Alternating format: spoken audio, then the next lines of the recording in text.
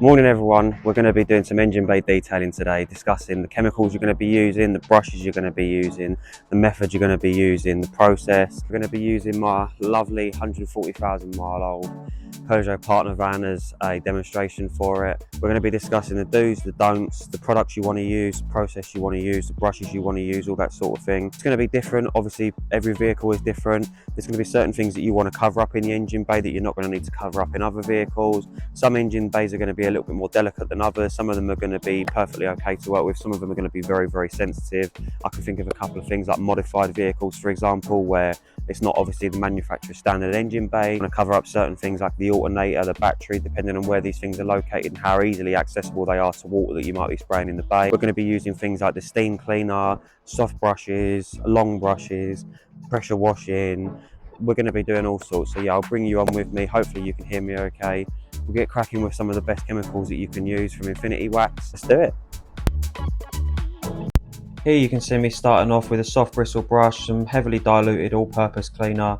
I'm working this into all the plastics. The most important thing here is to be methodical. Same thing with everything in detailing really. Work on one section, going through all of that section before moving on to the next one, and then you're sure not to miss anything in that process. It's the easiest way to do it without skipping things, moving past stuff, and inevitably missing stuff. We're only human after all. Here you can see me just laddering down all the plastics, giving them a good brush over with the soft bristle brush, doing my best to get into all the nooks and crannies.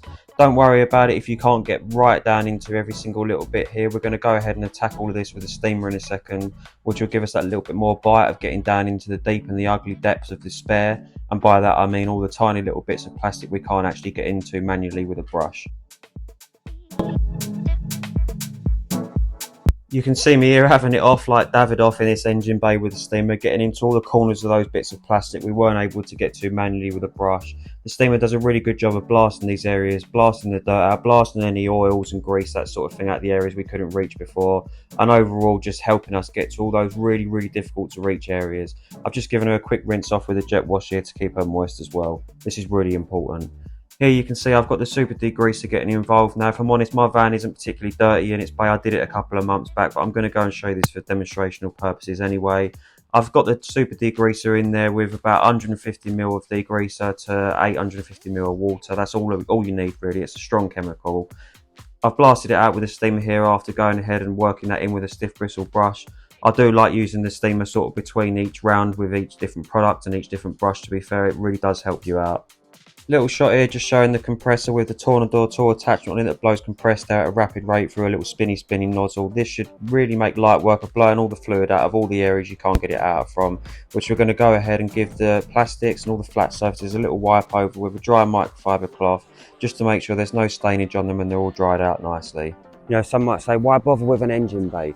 But if you're selling your vehicle, you know, or if you've had someone that's coming to view your car and they're going to potentially buy it, and they lift the lid on the engine bay and it's completely meticulous under there, that immediately identifies to that potential buyer that you've been looking after the car, and it looks good to them. It's something where they're going to think, yeah, blimey, they've looked after the car. I like these people. I'm more interested in the car than I was 5 minutes ago. A clean engine bay is a staple of a clean vehicle. It's essential.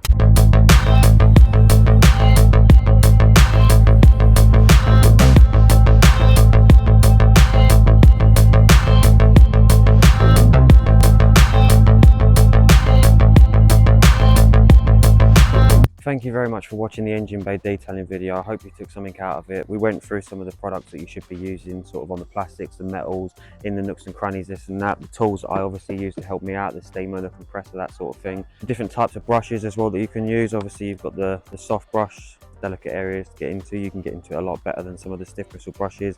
Just helps you get into them a little bit better. And then you've got brushes like this that are a little bit stiffer as well. This works better for sort of the corners of the plastics that you can't actually get into manually. This will do a good job of that alongside the steamer as well. Both of those tools can be used to get into those difficult to reach areas. It's worth pointing out as well, obviously I did mention that obviously every bay is different. In my van there was no alternator to worry about. I had nothing that I really needed to stress about getting water in too much. The plugs in my van are all waterproofed as well. This is something that you need to be careful of. Some plugs in engine bays will have like a waterproof shrouding along some of their connections. Pretty much 75 to 80% of engine bays will have that sort of thing. The plugs will be covered, you haven't got to worry too much. But you did see when I was you know, doing the jet wash inside the engine bay. I wasn't spraying the water too heavily. There's no need to go into all of the deep section of the engine bay with the water. Just literally just a nice light dousing along the front. You saw it in real time what I did anyway, and that literally will just keep the engine bay moist. You don't want to let her dry out. If you let her dry out, you're going to leave stains in places like the plastics, etc, etc. It's also worth pointing out as well, I did actually face the van this way around today with the bonnet up in the sky.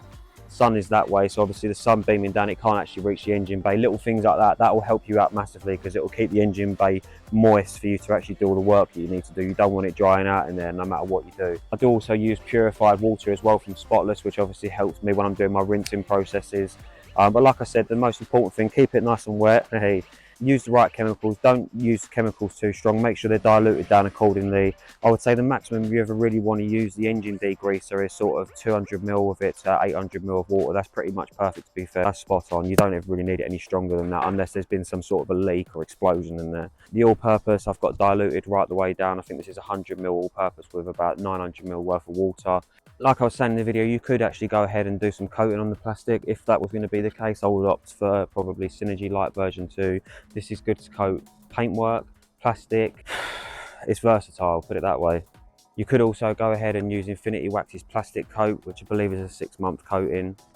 That stuff's really nice, leaves a nice finish on it, to be fair. But as I said, I didn't go ahead with it in my engine bay. I didn't think it needed it, and if I'm honest, it is really hot air today. It's about 30-31 degrees, so I don't really want to go ahead and do any coating work. You've seen how to detail an engine bay. You get the general idea of it. If you've got any questions or anything like that, please fire them my way. I'm right here at the end of the phone, as it was, to be able to help you out. I hope you enjoyed the video.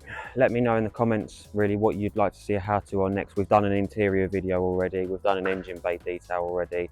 I'm thinking about maybe doing like a little tour of my van at some point as well, showing you sort of some of the tools that I use, how I've got it all set up, the products that I use, and going into vast detail on it. Wanted to do a quick shout out as well. Infinity Wax and Microfiber. These are the two companies that I buy my stuff from in general. Microfiber, I get my microfiber cloths from, my scrub pads, drying towels, that sort of thing. 10 out of 10, can't go wrong with them.